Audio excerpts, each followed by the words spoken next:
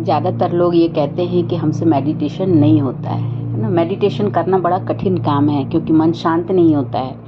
लेकिन मन को शांत करने के लिए ही तो मेडिटेशन किया जाता है। तो मेडिटेशन में मन शांत स्थिर क्यों नहीं हो पाता है, क्यों नहीं हम मेडिटेशन कर पाते हैं? तो इसके पीछे का कारण यही होता है कि हम व्यर्थ को कितना अंदर इनपुट कर रहे हैं। जैसे कि हम जो भोजन यदि हम व्यर्थ का खाते हैं, तामसिक भोजन खाते हैं, खूब मसालेदार या नॉनवेज या ये सब चीज़ें जो खाते हैं, तो मन में वो तामसिकता बढ़ती है, तो मन चंचल सदा बना रहता है।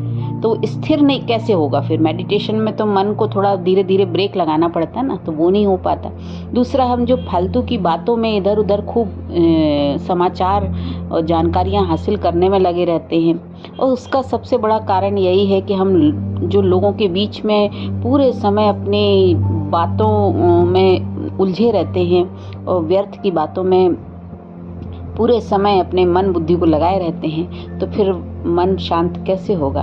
और फिर तीसरा कारण ये भी है, फ़ोन। आज के समय में फ़ोन में दिन भर हम जो देखते हैं उससे भी मन शांत नहीं होता है, क्योंकि जितना अंदर जाएगा ये जो समाचार इन्फॉर्मेशन जाते हैं उससे भी मन शांत नहीं होता है। और दूसरा, हम फिर फ़ोन से लोगों से जो घंटों घंटों बातें करते हैं, व्यर्थ की बातें करते हैं, इसकी उसकी बातें करते हैं, उससे भी मन अशांत रहता है।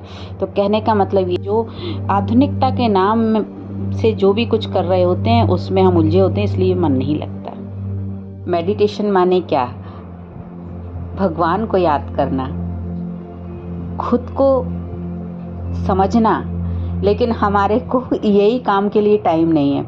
और इसीलिए फिर क्या होता है कि मेडिटेशन करना जब कठिन लगता है तो हम स्थूल चीज़ों में लग जाते हैं। देखा गया है कि जब मन को शांत किया जाता है तभी हमारे अंदर वो दिव्य शक्तियों का अनुभव होता है, दिव्यता हमारे अंदर उतरती है और हम परमात्मा से जुड़ते हैं और वो देवत्व को अनुभव करते हैं। लेकिन ये सब चीज़ें जब कठिन होती गई, मन को हमने भौतिक चीज़ों में और व्यर्थ की चीज़ों में लगा दिया, तो फिर वही हुआ कि फिर हम स्थूल चीज़ों में भगवान के लिए औपचारिकता करने लगे, मूर्तियां बना के या कर्मकांड करके या ये सब चीज़ें करके हम उसमें ऐसा सिर्फ भ्रम पैदा करते रहे कि हम भगवान से कनेक्टेड हैं।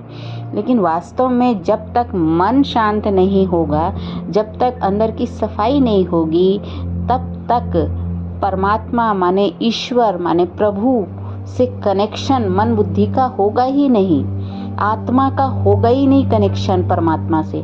तो फिर हम ये व्यर्थ की चीज़ों में रस लेते हैं, व्यर्थ की बातों में, इसकी उसकी बातों में पूरा समय हम उसमें गुजार देते हैं। यदि व्यर्थ की जानकारियों में लगे रहते हैं और हर तरीके की कचरे को अंदर धारण करते जा रहे हैं, चाहे वो भोजन में हो, चाहे वो व्यर्थ की बातें हों।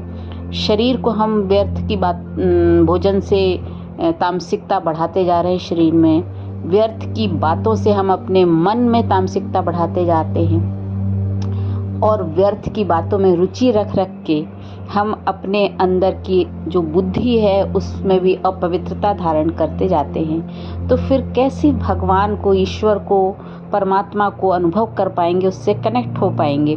तो हम इन सब चीज़ों में ज़्यादा जब मन रुचि लेने लगा तो फिर हमारे आत्मा को हम सिर्फ भ्रम में डाल के, हम खुद ही अपने आप को भ्रम में डाल के इन स्थूल बातों में ही उलझ गए और कर्म कांड और औपचारिकता और व्रत उपवास की आड़ में क्या क्या कर रहे हैं। कहने का मतलब यही है कि परमात्मा ईश्वर से कनेक्शन सिर्फ मन और बुद्धि को शांत करने से ही होता है और कोई रास्ता है नहीं। लेकिन हमने साधन ऐसे उपलब्ध कराए क्योंकि हमको वायुमंडल थोड़ा बहुत तो बनाना है ना, ताकि हम थोड़ा धर्म की तरफ अपने को मोड़ सकें। लेकिन वो फिर भी प्राप्तियां नहीं होती हैं। वो सारे धर्म का लक्ष्य ही होता है मन बुद्धि में सुकून और शांति की अनुभूति हो, लेकिन वो सदा के लिए हो तो बात अलग है, लेकिन वो टेम्परेरी होती है। तो टेम्परेरी जब होगी तो मन फिर भौतिक और स्थूल चीज़ों में ही